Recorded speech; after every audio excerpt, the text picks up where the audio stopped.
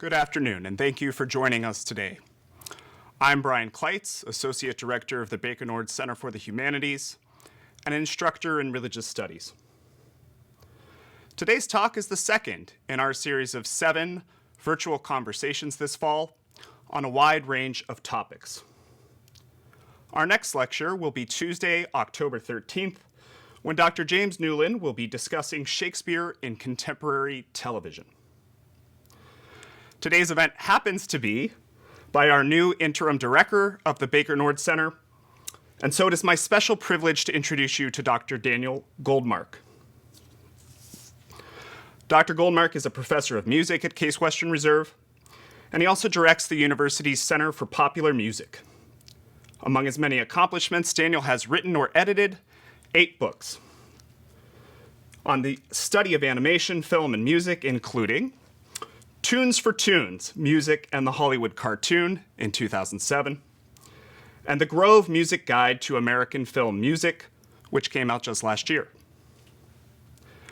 Dr. Goldmark has been at Case Western for 15 years, and in addition to mentoring graduate students, he teaches a wide variety of courses, including on the topics of American pop music, film musicals, and the history of Hollywood animation.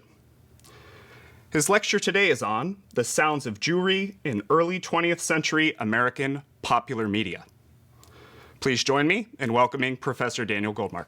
Thank you for joining me today. When the New York Times Magazine dedicated their annual music issue in 2017 to the topic of identity, they couldn't possibly have known how prescient their choice of topics would become. 3.5 years later, how we interpret, explain, and otherwise understand our identities has become the basis for almost every discussion in the public sphere, whether it relates to nationality, religion, politics, COVID status, or choice in music. Magazine writer Nitsu Abibi observed, quote, "A strange thing you learn about American popular music, if you look back far enough, is that for a long time it didn't much have genres. It had ethnicities. Vaudeville acts, for instance, had every major immigrant group, the Italian number, the Yiddish number, the Irish one, the Chinese. Some were sung in a spirit of abuse, others were written or performed by members of those groups themselves.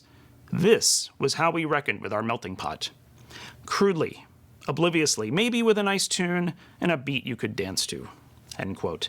While the songs detailed in that issue take on a much wider array of identity politics beyond just ethnicity, I'm still struck by the overarching observation about the enduring link between music and ethnicity in popular music.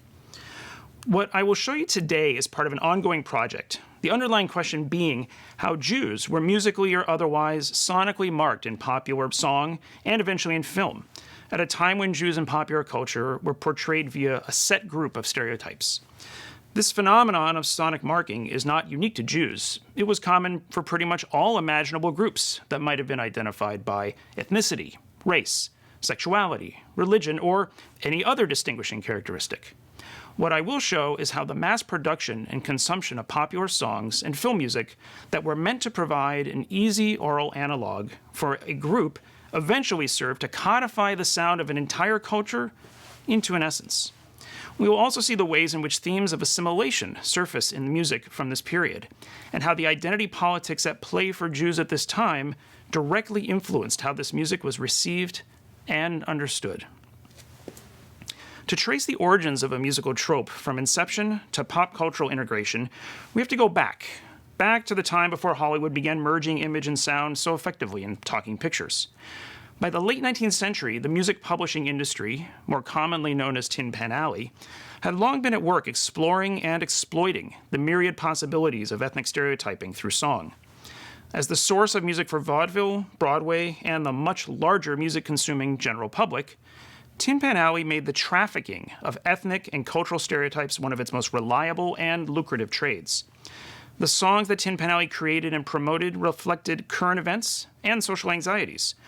Not including recordings and sheet music of a religious nature, songs about Jews from the 1900s to the 1920s, which is the period I'm largely going to be talking about, dwell on issues of the dispersal or dilution of traditional Jewish culture, of which religion is only one component, albeit a major one. Stories about intermarriage play an especially prominent role. Many of these were written for use in vaudeville, Broadway, movies as theme songs, and other performance venues. No corner of the entertainment world missed out. Now, the music of the many, many ethnic groups in the United States is obviously not a new one to scholars, and quite a few have done invaluable work uncovering and chronicling the multitude of reasons how and why these songs succeeded, especially when they often traded in highly offensive stereotypes.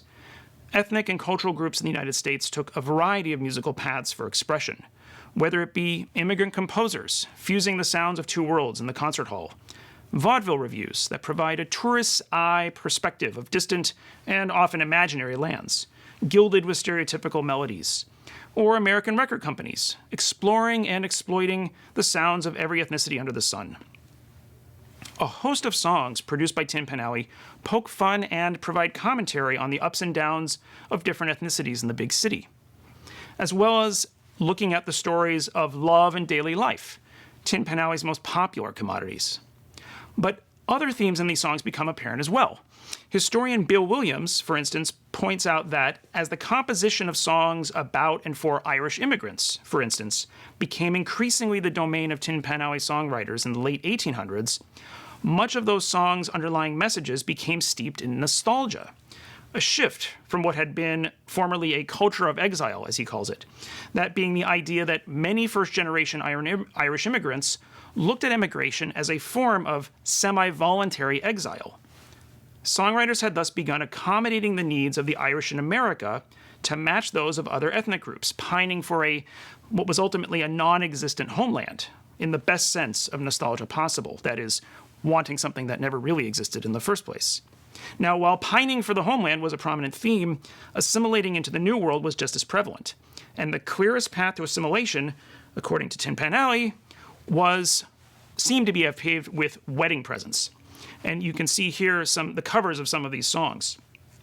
Now, in Williams' survey of Irish songs, he finds that 44% of the songs from the 1900s are about ethnic mixing of some sort, romantic or not, and 39% from the 1910s. He also points out that these songs presage in a way the popular assimilation stories of the 1920s, where the throwing together of two very different ethnic groups resulted in a loud collision of traditions, with the first generation trying to hold on to customs and the second being willing to let go or acculturate. We'll see some examples of these films later. Now, I want to stop for a moment and say out loud what I hope everyone already knows. These songs make use of pervasive stereotypes of appearance, of language, of culture. They were offensive 100 years ago, and they are still offensive today. However, part of understanding how stereotypes persist is to explore where they came from and how they sustain over time, which is why we'll be seeing and hearing a variety of them in the coming minutes. All of the films and most of the songs you're going to hear are available on YouTube if you'd like to see and or hear these clips in fuller context, because we're only going to watch a little bit of each one. Now, musically, these songs have typically little to differentiate them from all the other songs that Tin Pan Alley was putting out at the time, with one exception. The songs often make explicit use of musical codes tied to particular ethnic groups, many of which date back decades or even centuries. In songs about Native Americans, we often hear open fifths and possibly a drumbeat rhythm. Songs of the Far East, China, Japan, anything vaguely Oriental, might feature pentatonicisms. And songs about Jews, more often than not, will be in a minor mode. Now, of course, the champion of this was Irving Berlin, who you see pictured here. He wrote many, many, many songs about not just Jews, but also other ethnicities. You can see here songs about Marie from Sunny Italy, Italian songs, Araby, Cohen owes me $97, etc., etc. Now, as has been discussed by authors including Jody Rosen, Harley Erdman, and Josh Kuhn, the popularity of Tin Pan Alley songs about Jewish culture did as much to help solidify stereotypes as it did for songs about the Irish, the Italians, or the Chinese. So as much as these stereotypes might have been bubbling under in some places, the songs really often made them more apparent for people who might not have heard them before. Now, by far, the most common pairing in all of these songs is between the Jews and the Irish, and here you see a few examples of these. What's funny is that given how many of these songs were written, historian Bill Williams describes intermarriage between the Irish and the Italians as a, quote, popular cultural fantasy, meaning it just wasn't as pervasive as Tin Pan Alley liked to think it was. Both George Bornstein and Ted Merwin, in their studies of pop culture and assimilation, review many of the different touch points between these two groups, but neither is able to offer up a clear explanation as to why these two groups are so often paired, although Merwin's suggestions that, quote, both groups lived in close proximity in outer borough neighborhoods and both suffered discrimination in American society, end quote, are certainly a good start. Now, songs about intermarriage and assimilation exist side by side, even though the issues don't necessarily overlap.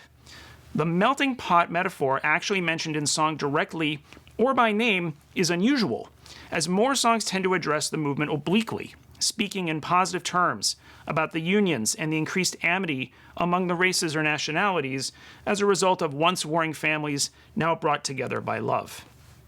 So we have our general melting pot songs like Young America, It's Not Your Nationality, and A Little Drop of Irish, and A Wee Bit of Scotch, which all mention the melting pot by name. If It Wasn't for the Irish and the Jews, My Yiddisher Blonde, and It's Wonderful the Way the Coens and the Kellys Get Along, all use Irish-Jewish harmony as the paradigm for the benefits of assimilation.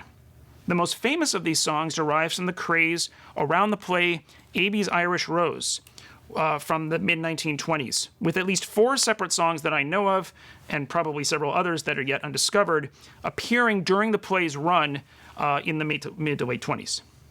Now, while I've not found too many songs that directly protest assimilation, there are plenty that decry intermarriage, such as Becky, Stay in Your Own Backyard, which was an anti-Irish Jewish song, Marry a Yiddisher Boy, It's Tough When Izzy Rosenstein Loves Genevieve Malone, and Abbey's Got an Irish Molly-O, which implores Abbey, quote, don't disgrace your race by golly, come and love a Yiddish dolly. Of course, we also have songs about far-off lands and what the quote-unquote natives do there, which are always observed from an omniscient but clearly American point of view. As with practically all the songs in question, these are written in the United States about ethnic groups that have not yet passed the invisible boundary into whiteness, which is an idea that's been theorized by Roediger, Ignatieff, Jacobson, and many, many other scholars. Those groups of others can be in the United States or located afar, but either way, these songs present a sense of treading into a kind of foreign territory. So by hearing the song, or better yet, by singing the song, we get to live in that space for a few seconds or for a few minutes. They perform a type of what Anahi Kasabian has termed distributed tourism, allowing the recipient to go to foreign lands through song and painlessly, fearlessly absorb the culture of another place and possibly another time. In the course of our trip, however, we inevitably alter the music and culture in our image, resulting in a whitened version of another culture's expression. Maybe one of the most famous examples we can think of this from this period is Paul Whiteman's trip to darkest Africa in the 1930 musical film King of Jazz, in which he invents jazz and then brings it back to the civilized lands, that is, the United States. This idea also engages with Charles Garrett's observations that these songs often were more successful on stage, but that others allowed for the cultural tourist to visit, quote unquote, visit the locale in the songs from the comfort of their own parlor. That is, playing the song on the piano and hearing the sounds of China or hearing the sounds of wherever it might be allowed us to go there for just a few minutes.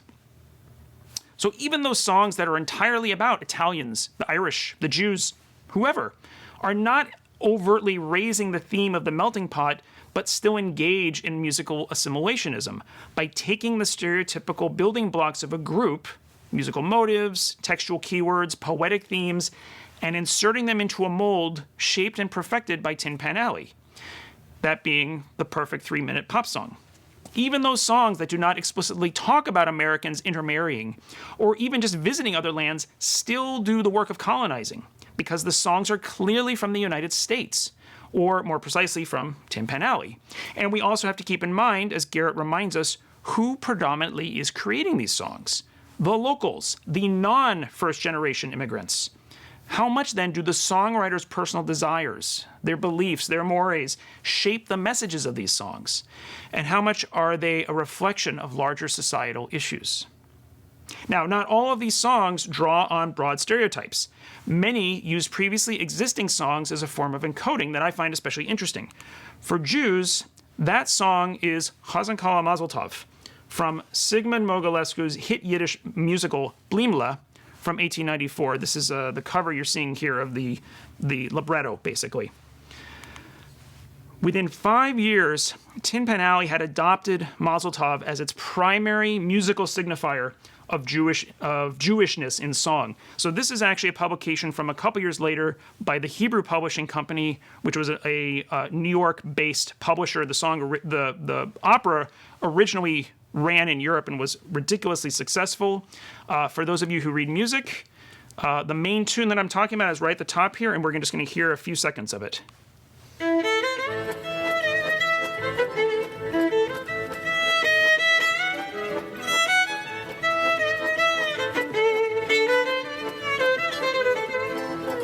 Now, it's possible this may sound familiar to you. By the end of this, it's going to be very familiar. So within a few years, we have several other versions of the song that are published by other local publishers, the Hebrew Publishing Company as well as some others. And you can see marches from Blimla and Kuzri.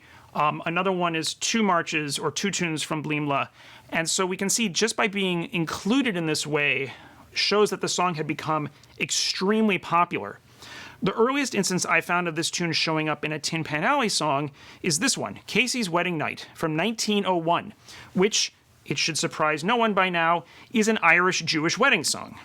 In this case, for Dan Casey's marriage to Mary Ann McCall, Casey's brother hired the musicians, and to quote a line from the song, and to do the thing up grand, in place of Irish fiddlers, he brought Cohen's Hebrew band. Now, naturally, the band plays the song that Jewish wedding bands would have played at the turn of the century, Chazan Kala Mazel Tov. The choice of this song, incidentally, tells us a great deal about what wedding bands might have been playing at the turn of the century, not to mention highlighting stereotypes about how various groups celebrate, with the Jewish band being hired to give the party some real musical respectability. In When Mose with His Nose Leads the Band, the tune shows up as the actual song that Mose and his band plays, with the lyrics actually stating the line they play, Oi Oi Mazel Tov. And we'll hear the chorus, and I've got the lyrics for you to read along to. Baby then starts to play, plays all day. Oh, then says, sound your A, B, my yells, I want to play, we shall play. Enough to hold that grand regular theater. Then they'll start in to blow, not their dough. Sweet things we all do know, and right I go. Oi, oi, oi, oi, Mazel Tov. When Mose in his nose leads the band.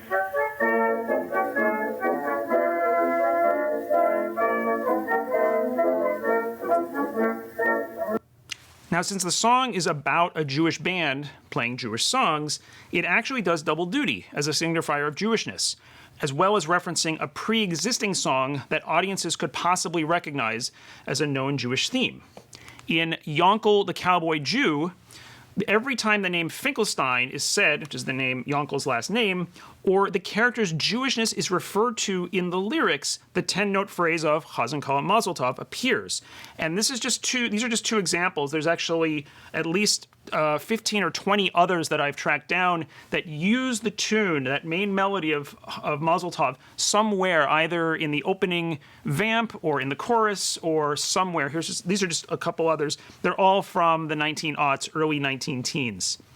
Now, in case you're wondering how widely these songs would have been heard, we can find numerous references to them on vaudeville stages around the country, in addition to being sold for the home market. Aaron Manella has shown, for instance, that performances of songs like Yonkel the Cowboy Jew could be found as far afield in the early 1900s as theaters in Montana, Texas, and South Dakota, along with more traditional venues on the major vaudeville circuits.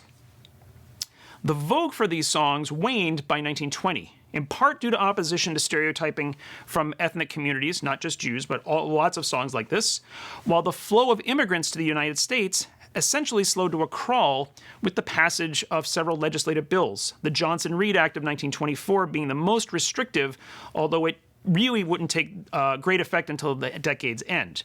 But as the songs faded, the films focusing on intermarriage, assimilation, and ethnic hijinks were on the rise. And so we see these themes make their natural migration from music for the stage to music for the screen. According to Within Our Gates, the American Film Institute's voluminous guide to ethnic film, the most prolific period for Hollywood films involving Jewish themes occurred between 1919 and 1934. The years 1926, 27, and 32 saw the most films released on that theme in a calendar year, with 10 films appearing in each of those years. I'm not going to spend time today with those films from 1932, since we already know what they sound like, at least those films that have survived. I'm more interested in the films from the silent film era. A wide variety of musical ancillaries were created by the studios and by music publishers in an effort to streamline the scoring process for musical directors, which would in turn hopefully lead to more successful exhibitions and naturally greater profits at the box office. The evidence of the music that might have been used lies in the collections of music created to be used by film accompanists, otherwise known as photoplay music, which is on the left side of the screen, and lists of songs created to use in specific films, or cue sheets, on the right side. I'll discuss each in turn. Now, one issue I want to mention briefly before proceeding is the use of the term Hebrew, almost entirely uniformly in both photoplay music and in cue sheets. This designation shows that Jews were recognized as a race or ethnicity and therefore treated similarly as so many other ethnic or racial groups stigmatized in the United States at the time, such as the Irish, Native Americans, African Americans, and just about anyone not from Europe or Russia. I'm not going to get into the history or evolution of how Jews in America were seen to become white and therefore largely lost this racial designation. This work has been done by many others and at great length. But we can at least see this process at work in the music suggested and used for the films I'm considering. Now, if there's anything we know about the standards for providing music for films in the days before synchronized sound, it's that there were, and still are, no absolutes. Musical directors, organists, pianists, and anyone else responsible for choosing what music would and wouldn't be heard during a film had no obligation to play any music, period, other than what they thought might please their customers. So anything suggested in the materials I'm discussing has to be taken with a very large grain of salt. While it may be that the occasional review of a performance provides us some insight to how a film may or may not have been scored, that is, someone actually reviewed a film from 1925 and said there was that wonderful moment where the organist chose to play whatever it was. Almost always, for the most part, we have really no idea how these particular films would have been seen and or heard. Now, that said, we do have quite a bit of evidence that we can look to provide us with some ideas about how Jewish situations might have been scored in any way. So let's start with photoplay music. Now, photoplay music starts showing up in around 1909. This is the earliest known publication of a collection designated for use with motion pictures. Originally, these were collections of pre-existing music arranged by topic or theme. So if you look on the right side, you can see some of the topics listed there. You have bells or antique or Chinese or all of these kinds of themes that might show up in a film. Publishers quickly began commissioning original music in the style of known genres because you couldn't just use classical music all the time. Examples of Jewish themes start showing up in these collections in 1912, but it's not always the same tune, and that's something that I found interesting. So the earliest example we find is, there's actually several from 1912, 3 different collections. There's this one, Axel Christensen's collection, which uses Mazel Tov with the clear label of comedy. We also have a collection from Carl Fischer, which includes not only Mazel Tov, but also Kazatsky and Gesagendanz, Home Sweet Home, so a play on Home Sweet Home. Even with a more comprehensive collection of tunes from 1912, you can see the same pieces showing up again. Those 3 I just mentioned are all there, highlighted with the red arrows. The next year brings us more collections with Hebrew tunes, 2 only using Mazel Tov, while this one, the Dennison from 1913, includes Hatikva with Mazel Tov, and this one only using the Kol Nidre. 1915 finds 1 more collection, again only using Hatikva. So within the span of 4 years, there are 8 collections, and Mazel Tov shows up in 6 of those 8. And of those 6, 3 are from the same publisher, so there's there's an interesting sampling issue going on here. And then there's cue sheets. Now, cue sheets were first appearing in the early 19-teens. These were guides provided by film studios to musical directors, organists, pianists, whoever was working in the theater, as what you might use to score a film. Films came in often, typically on a weekly basis, and there's a lot of stories of complaints of the score being thrown together very quickly, or the composer's not doing a good job. And so studios tried to put out helpful guides for what they might play. We have no idea how many cue sheets were issued. Many are missing or unknown. They were not officially published. They're sort of an extra piece that was added to the film. So there's no complete list, which for an archivist or a completist like myself is frustrating, but it also means you're always finding new ones. The interesting thing, though, is that directors had no obligation to follow these cue sheets. So again, we have no idea if they were ever used. Now, the example that you've seen on the screen actually has handwriting on it, so you can see that somebody presumably used this and either wrote in, some ideas like, maybe I'm going to replace this with something else. This is how long to play it before we go to the next one. What pieces were put in cue sheets, of course, is also interesting because the person creating the list had a vested interest to use their own music, because they were usually composers themselves. And so they would recommend something that not only had they written, it could have also been something that was published by the publisher that they worked for. So money was always a part of this. Now, in a survey of more than 40 films with Jewish themes or characters for which cue sheets are available, I found a startling range of pieces used for Jewish characters or situations. Now, you'll see the bulk of this list, most of these films are from the 1920s, which corresponds not only with the rise of cue sheets, but also with the vogue for stories about ethnic intermarriage, which, as I've already mentioned, was a popular theme in Hollywood. Now, again, this is not all the films that deal with Jewish themes from this period. These are just the ones for which I could find cue sheets so we can sort of track what was going on musically. There's another dozen or so that do not feature musical themes that have anything to do with Jews, even though the stories do, and we'll talk about that in a minute. There's an interesting sampling issue when it comes to these. The vast majority of those I found were compiled by the same person, James C. Bradford. So we have to consider whether his personal predilections were guiding his choices. Not to mention, again, the financial interest the publishers had in pushing music that they owned through the suggestions made on the cue sheets. Nevertheless, the main point is that a wide array of themes shows up in these films. So, given what we saw in the photoplay collections, it shouldn't be a surprise that Mazel Tov comes up the most often, appearing in more than a dozen of the films I examined. If we include a burlesque, a fusing of Irish and Jewish themes, that number grows. Just under half the films I found use Mazel Tov.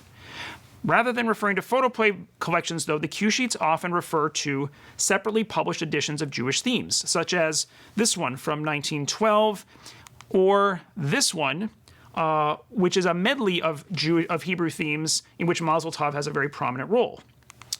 A series of upbeat klezmer-style dances, or freilicks, appear in 7 more films, making them, if we take it collectively, the second most frequently featured set of themes. And actually, if you look at the tune of Freilich number 2, for those of you who read music, it's actually extremely similar in shape to Mazel Tov. So clearly that was something that people were a big fan of. These are some of the other songs on Hebrew themes or Jewish themes that I found listed in the cue sheets for these films. And we can see it's a really diverse and varied group. You have Jewish devotional songs, Eli Eli being extraordinarily popular, as well as sacred tunes like Kol Nidre. You have original concert or chamber music on Jewish themes, like Joseph Akron's Hebrew Melody or Baron's Song of Zion.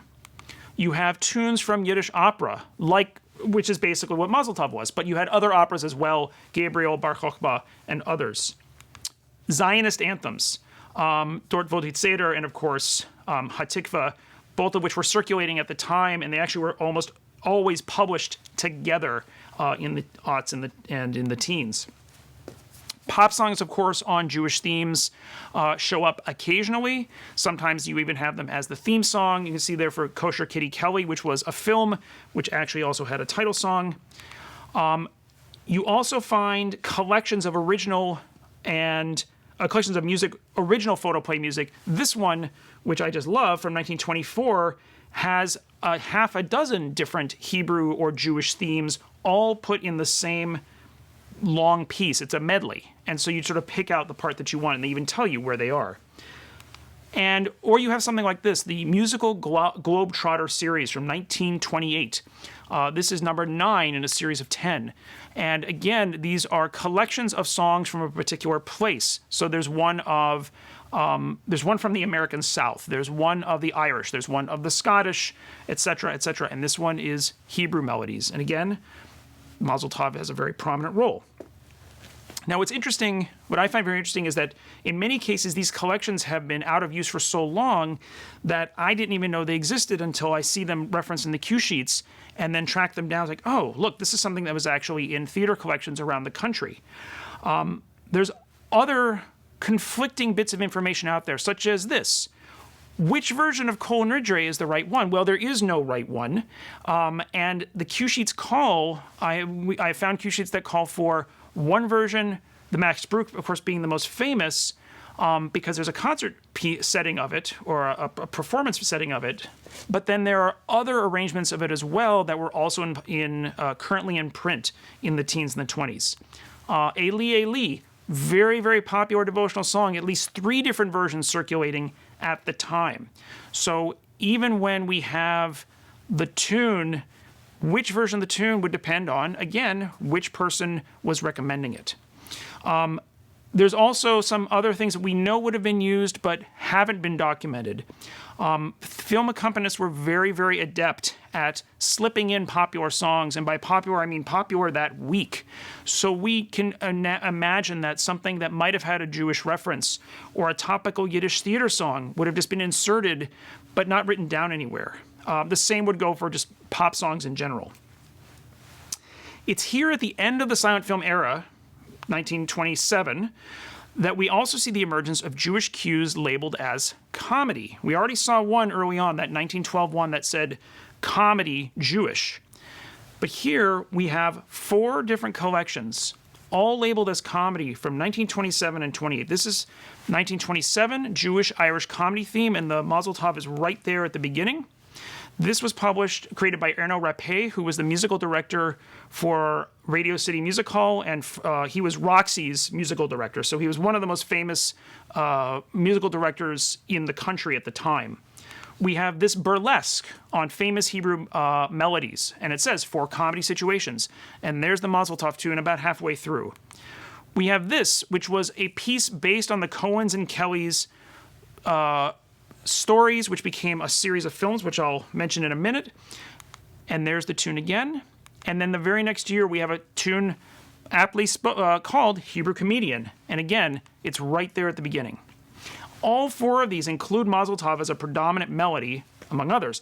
The fact that all of these themes are referring to Jewish themes as comic tells us a great deal about how Jewish characters and situations were being interpreted, or how those creating the cue sheets thought they should be performed, going along with findings by Harley Erdman and others about the predominant role of Jewish ethnic types in films of the 1920s. Yet there's an excellent counterexample in the film Moon of Israel, which isn't about Jewish culture but is rather a biblical tale.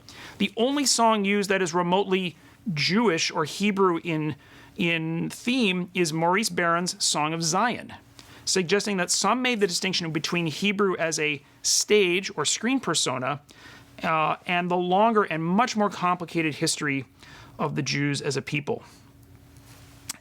And what I find fascinating about all this is that because there's no easy answer, it's not that you can just identify this was the one tune that was used to when a Jew came on screen or when there was mention. It gets more and more complicated, and this is a perfect example is the 1920 film Humoresque. Now, this picture, supposedly, according to this article from Musical America from 1921, was shot with a cantor on the set to provide the proper mood. This was something very common in the silent film days where they would have live musicians on set to provide mood music. So and if you read the story, you find that they actually did the Kol Nidre, which became too emotional, so they switched to something a little less so, which was the Eli Eli. So That is what they were supposedly listening to when they made the movie. Then they created a cue sheet, which was put together by George Benyon. They even created a score, an original score to be played with the film in those theaters that had an orchestra or had a band that could afford to take the time to learn the music and put it up in front of everybody. It wasn't that common that they created an original score for film. Far more films only had cue sheets or nothing at all. But then we have another cue sheet from an equally famous film accompanist and director, Hugo Riesenfeld. He published a list of the songs that he used at the Criterion Theater where he did the film. And this kind of, the disjunct between these two versions actually came up in a letter in American Organist, which was, besides being for, well, this appealed to organists of all stripes in 1920, including that entire section for theater organists. And they talk about just how complicated it is to try and find the one sound for a film, and that there's no one right way of doing it. So even with an official version, that is, the cue sheet and the score provided by the studio, there was no one right way, and that people will always disagree as to what they think is the most effective. That's why narrowing down this approach to one approach is complicated. But it also tells us that the repeated suggestion to use Mazel Tov across dozens of films tells me that it was by far the tune most associated with Jewish characters or situations. Now, while I've been so far going on the assumption, better yet the presumption, that Jewish situations called for Jewish music, there is plenty of evidence that many films eschewed ethnic-sounding music for other cues.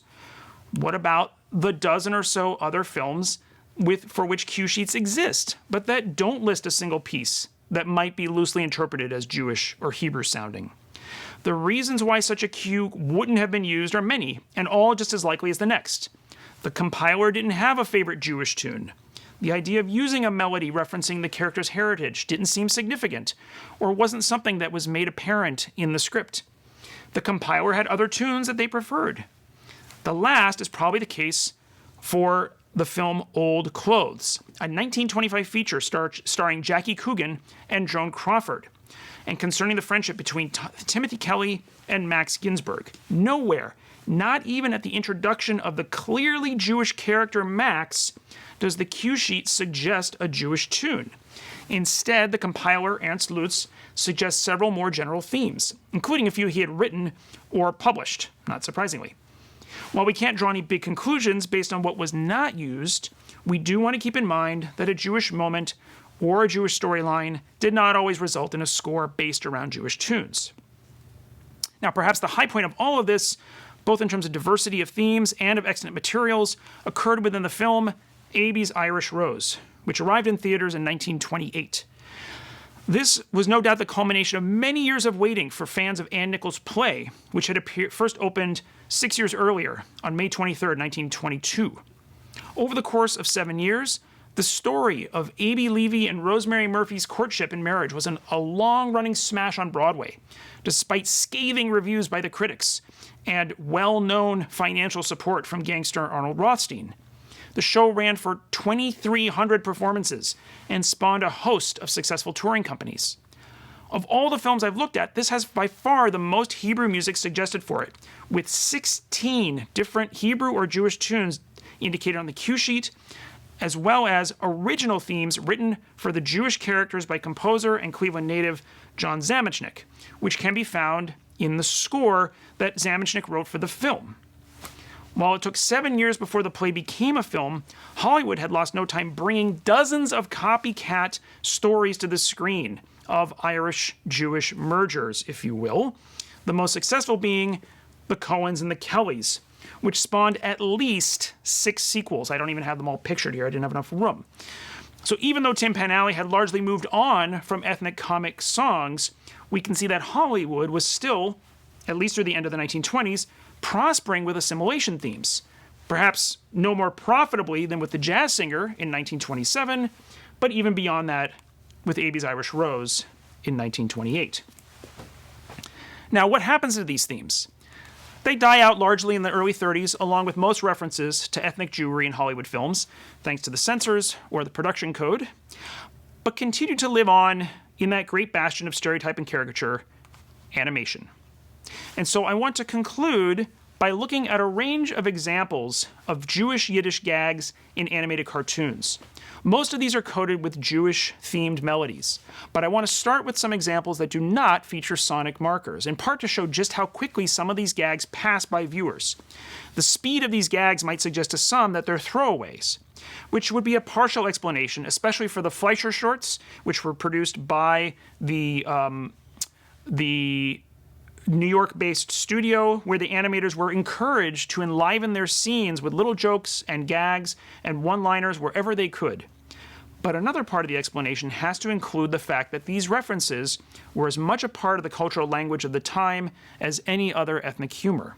So things to think about, and they're all very brief. We'll go through them one at a time. The same tune, for the most part, will show up, and that, of course, is Mazel Tov. The stereotypes are almost always men, with one exception. They all embody the same kind of visual stereotypes for Jewish men. Hats, beards, usually prominent noses, although not always.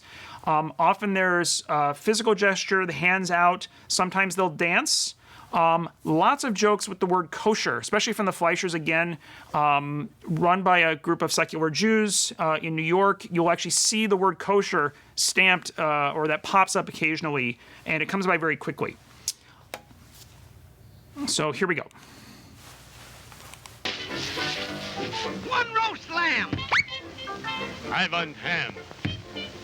Make up ambitious. Where's my Cornetius? Mach schnell.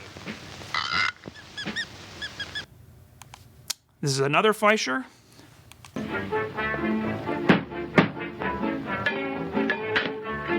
Oi, my operation. Oi, oi, oi, oi, oi, oi, oi. And in case you missed that, that was Oi, my operation. Hello, everybody. Oi, oi, oi, is this a business? Another Fleischer.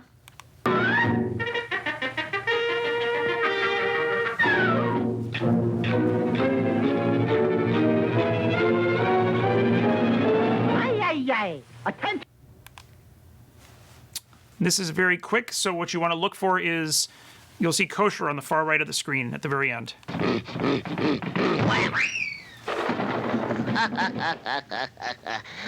And they actually do that exact same gag in 1937 in another Popeye cartoon. This is one of the few non-kosher bits of Hebrew. I must have it quiet.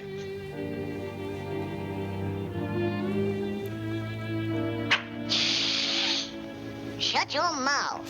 Zoltan Shah. Silence is food. And now the use of Mazel Tov. And this first example actually is from Bosco the Talking Kid, which was the pilot cartoon created by animators Harmon and Ising, which they eventually sold to Leon Schlesinger, which Schlesinger sold to the Warner Brothers, which created the Warner Brothers cartoons. So this is the origins of the Warner Brothers cartoons empire, if you will, with this character, clearly a blackface minstrel character based in large part on the success of Mickey Mouse, who had only just appeared basically just a year earlier.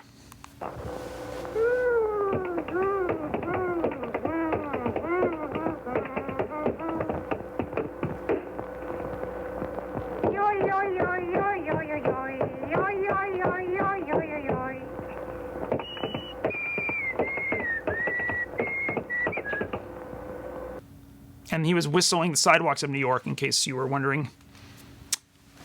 Here we see the same thing. The tune comes in the background, and we get the image of the Jew as the salesman.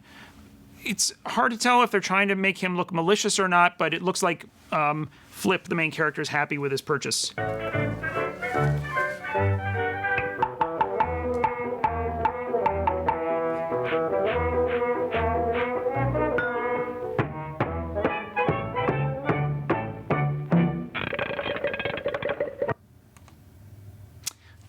There's several examples from Disney from 1929, 1930.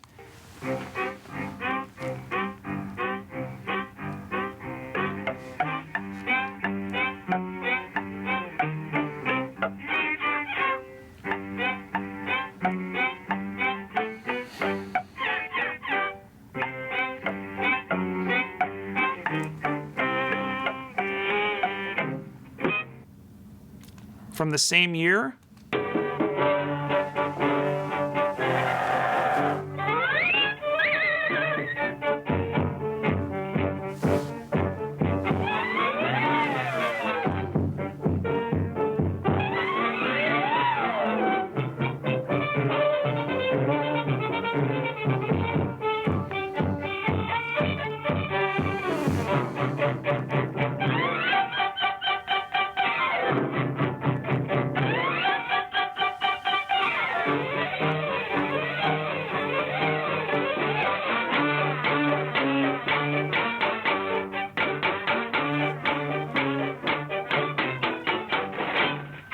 Now, what you see is that interesting merger of the Mazel Tov and the song The Streets of Cairo, otherwise known as the Belly Dancer or the Hoochie Coochie Dance. That comes up several more times, including in this cartoon from 1929, which is clearly a knockoff of Mickey. I mean, there's no question of this character being a knockoff, but even bringing those two melodies together, you just gotta wonder.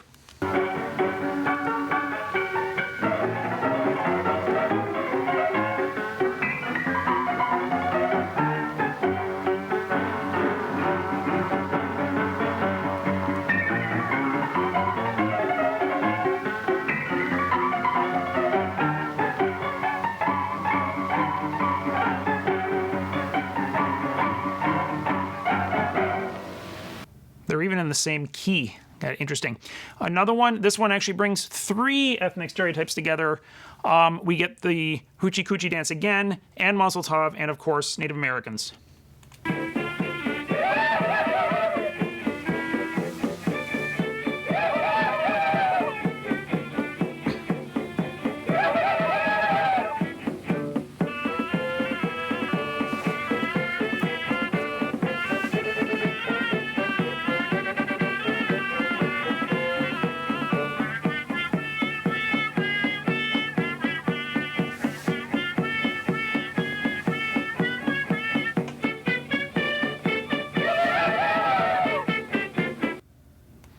One more of that merger. This is Circus Time from 1930.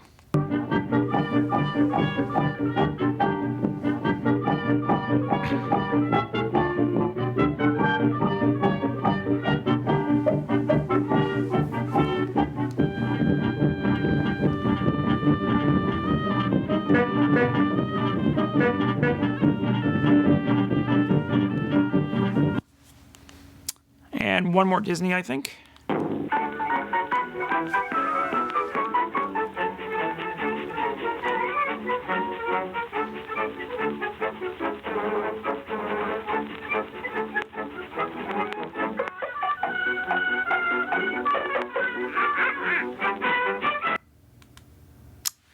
One more kosher joke.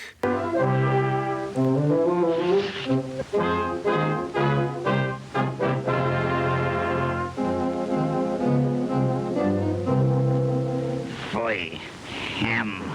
Okay, maybe not. A non-kosher joke. This is a quick one. Just watch the last car to come out of the garage.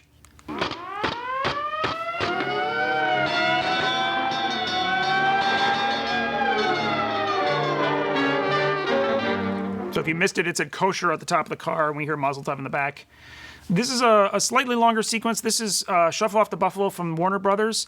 This is showing where babies come from, and they're all being prepared to be brought to people by storks. And so the old man we're going to see is answering letters from people who want children. And this one, well, it's going clearly to a Jewish family.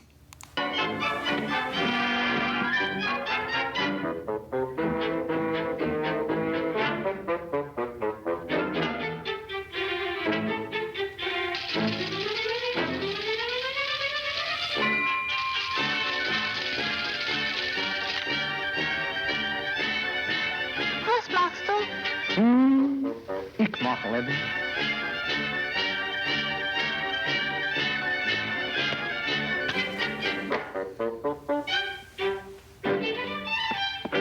You go out and pack your clothes, you go get your these and thoses, and away you'll go. Oi, oi, oi. Or if you're going to shuffle off the buffalo. So here we can see several other stereotypes, the ois and the hair and the nose, again, along with the kosher joke and Mazel Tov. So as Hollywood becomes ever more dominant Hollywood films, the musical stereotyping that had been so rampant in Tin Pan Alley songs and in contemporaneous film accompanying practices passes on into the film scoring practices of the 1930s. We saw this in cartoons, and it even occasionally shows up in film. This is the latest example of hearing Mazel Tov that I've run across. This is from 1933, the film Symphony of 6 Million, which, an oddly prescient title. Granted, this is from 1933. This is from Fannie Hurst's novel of life in the big city with all the different ethnic groups pushed together. And what you can see in that center square at the very top, it says Mazel Tov. So Max Steiner, the man who scored King Kong and Casablanca and many other films, Gone with the Wind, knew exactly what he was using. He knew that it was Mazel Tov. It wasn't just some Jewish theme. And so this scene, the main character has become a successful doctor. He's trying to decide, does he stay with his people, meaning kind of in the ghetto, or does he move uptown with the rich folks and forsake his past? And he's really torn. He's just had a conversation with his mother. He's going to go over and open the window, and he's going to hear the sound of his people. And what is that sound? Well, I think we know what it is.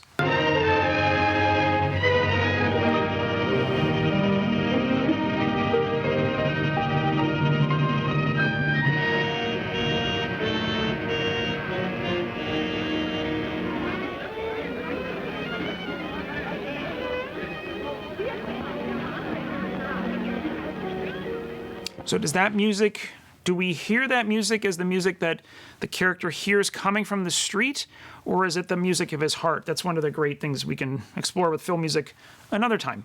And while I may have shown quite a bit of material in this talk, new evidence shows up all the time. Just in the last month, I found this one, My Love in Yiddish, a Queen, which was published in 1912 in Cincinnati, which features Mazel Tov, as well as this very rare RKO short from 1930 starring Toby the Pup.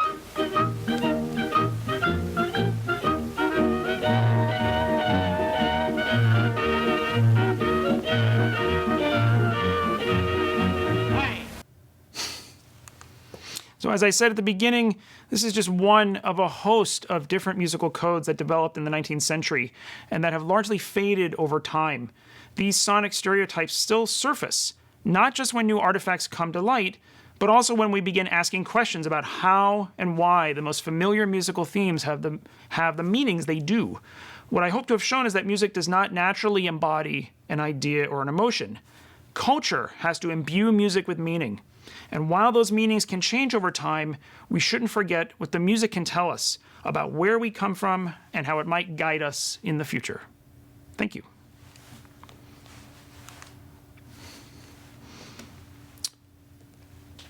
All right, and I think I might have some questions coming in, so let me just pull those up.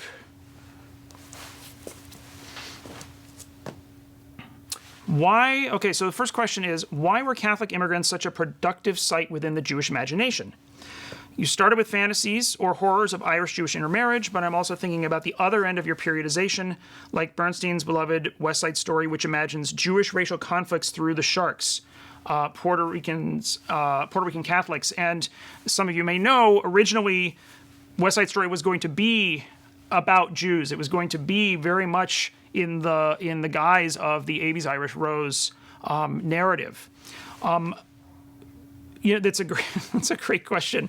A lot of these, I think, have to do with the stigmatization of the Catholics in the United States, and particularly with the Irish, which, in the 19th century, the late 19th century, especially with them coming to the U.S., were not accepted as being part of the population. And it's not until the very end of the 19th century that, for some people at least, the Irish are able to assimilate. But for much of the culture, they aren't.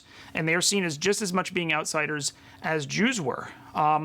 The question for me, or something that I find really interesting, is not just how this seems to go away or goes and comes back, but also why is it that they fixate on that particular group? A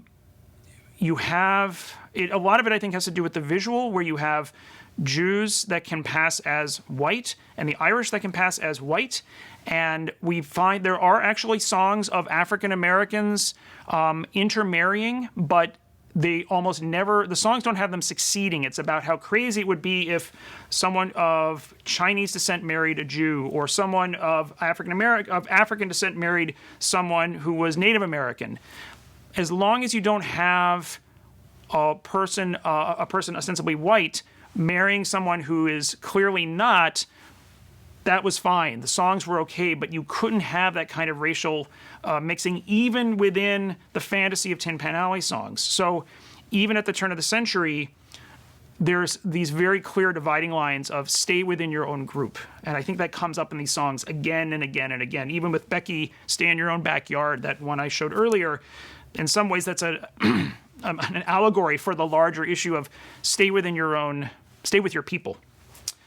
Another question, lots of shows my kids watched in the early 2000s, like Good Luck Charlie and other sitcoms, many Disney, aimed at kids who I've read, I've read writing staffs consisting of writers who had scripted sitcoms in the 80s, which is why they used corny and stale jokes that would have been familiar to anyone who watched TV in the 80s, but which were new and hilarious to my kids. Do you see any suggestion that, similarly, people who had perhaps worked in the film industry in the earlier days wound up slumming in animation? And might that help explain why, in addition to the production code, these stereotypes hung on in animation longer than in live-action film? That is a very complicated and great question. So I mentioned the production code in 1930. For those of you not familiar, in the late 20s, there were several movements, particularly by the church, to clean up what was going on in Hollywood. The kinds of topics that were being dealt with, sex and debauchery and whatnot, the church especially was getting very, very nervous.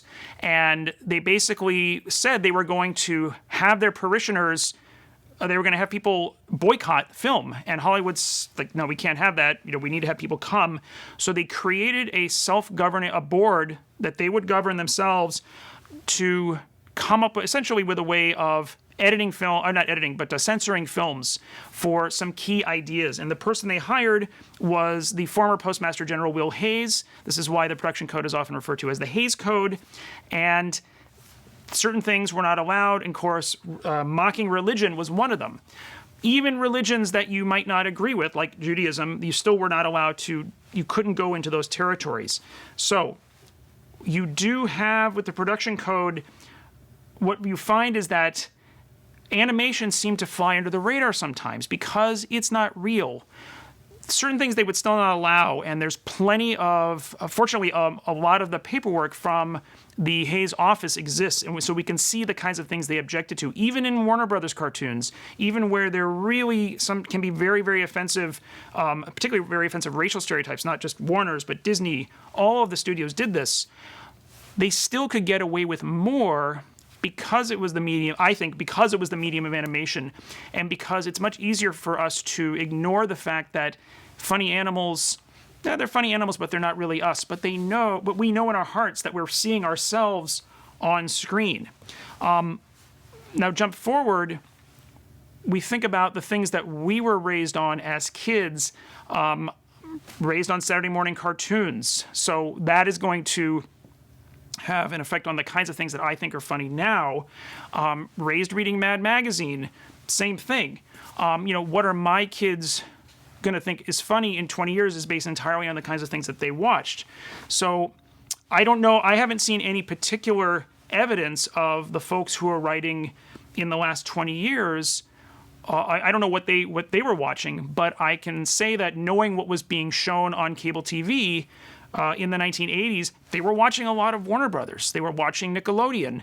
And the people writing those, of course, were looking to the Three Stooges, and they're looking to the 1950s and Dick Van Dyke and shows like that. So I think the point is, yes, there is definitely a continuity, a continuum from the eras of humor.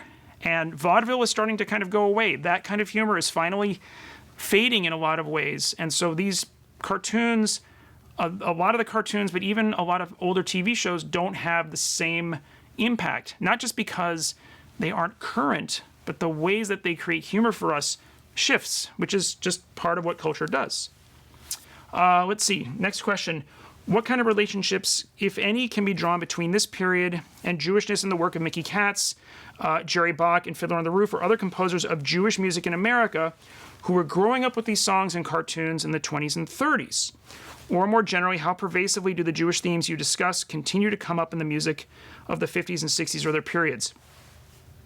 Mickey Katz is sort of a case unto himself.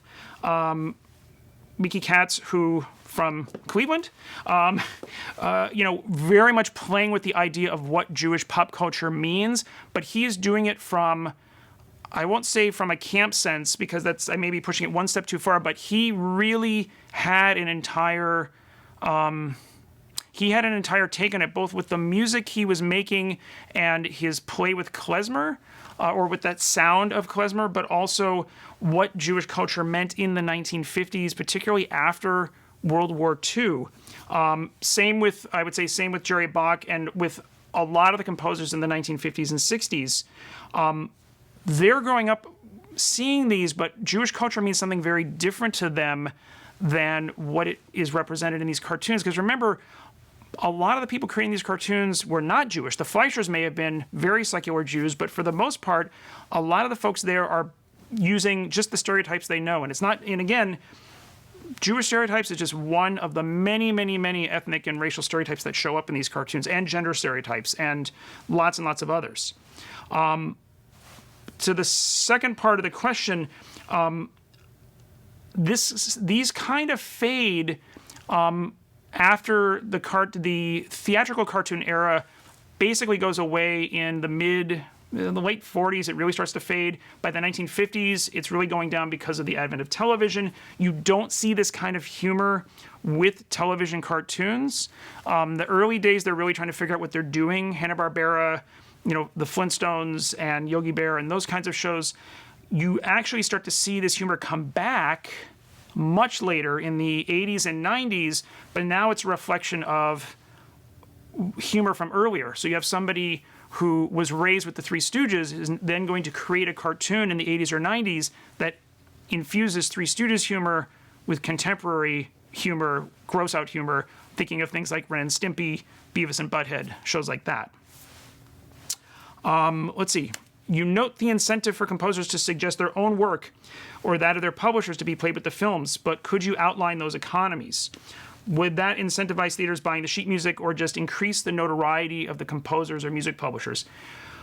Right, so if a composer's music was used, was bought for a theater, they would get obviously a royalty for the purchase of the music.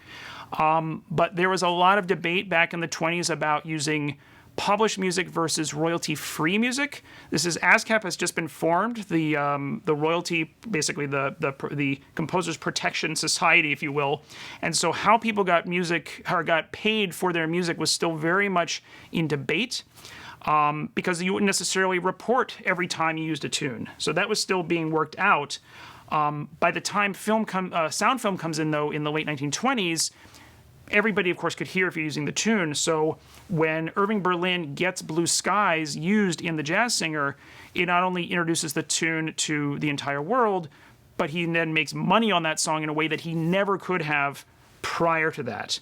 And yes, sheet music would have been sold in theater lobbies, even in silent film days, because you would have theme songs for films which maybe the film accompanist played, maybe they didn't, but you walk out of the film Mickey and there's the sheet music right there next to your popcorn, like, oh, I'm going to play that at home. So they definitely had an incentive to try and create tunes that people could buy. So I think that's my last question, and I just want to say thank you everyone again for joining me today.